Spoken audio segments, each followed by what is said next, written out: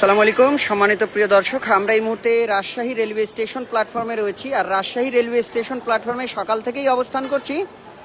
সেই সাথে বলে রাখি যে এখন পর্যন্ত প্রায় 3টি ট্রেন এসেছে এবং এখান থেকে প্রস্থান হয়েছে, কিন্তু শোভন শ্রেণীর যে বিশ্রামাগার রয়েছে, ওদিকে এসি শ্রেণীর যে বিশ্রামাগার রয়েছে, সেগুলো কিন্তু সকাল থেকে আমরা খোলা পাইনি।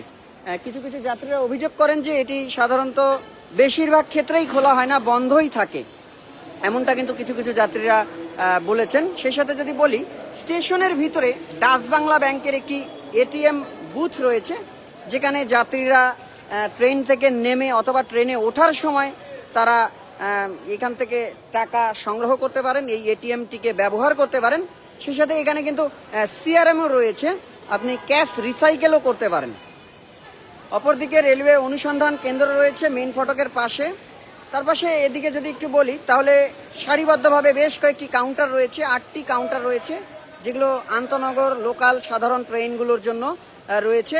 এবং অপরদিকে যদি বলি, এই পাশে বিশ্রামাগার রয়েছে এবং 3 তলা জুড়ে পুরোটাই কিন্তু রয়েছে হোটেল, যেটি লিখেছে হোটেল রেড স্টোন প্যালেস। এটা আবাসিক একটা হোটেল। এখানে যাত্রীরা যদি আসেন ট্রেনে, বিশেষ করে যেগুলো গভীর রাত্রে ট্রেনগুলো ঢোকে, সে সময়ও থাকতে পারবেন এবং অন্যান্য যে কোনো সময় কিন্তু এই হোটেলে নির্ধারিত যে ভাড়া রয়েছে সেই ভাড়া দিয়ে এখানে থাকতে পারবেন। আর অপরদিকে যদি আমরা একটু দেখি, তাহলে এখানে স্টেশনে প্রবেশ করার জন্য মেইন 2টি ফটক রয়েছে, একটি এপাশে রয়েছে এবং একটি এপাশে রয়েছে। মাঝখানে সিঁড়ি রয়েছে, যেগুলো 2 তলা এবং 3 তলায় যাওয়ার জন্য। 2 তলায় রয়েছে বিভিন্ন অফিস, দপ্তরের অফিস রয়েছে, যেমন senior sub assistant engineer electrical রয়েছে, ঊর্ধ্বতন উপসহকারী প্রকৌশলী কার্য রয়েছে, টিএক্সআর রয়েছে, সিগন্যাল রয়েছে, আরও অনেকেই রয়েছেন।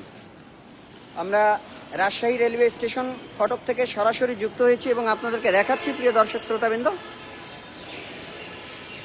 সেই সাথে যদি বলি, ট্রেনে এই মুহূর্তে প্ল্যাটফর্মে বরেন্দ্র এক্সপ্রেস ট্রেন, যেটি চিলাহাটি থেকে ছেড়ে এসেছে, সেটি অবস্থান করছে। এই ছিল রাজশাহী রেলওয়ে স্টেশন থেকে সর্বশেষ পরিস্থিতি জানাচ্ছিলাম আমি, হুসাইন রাজীব।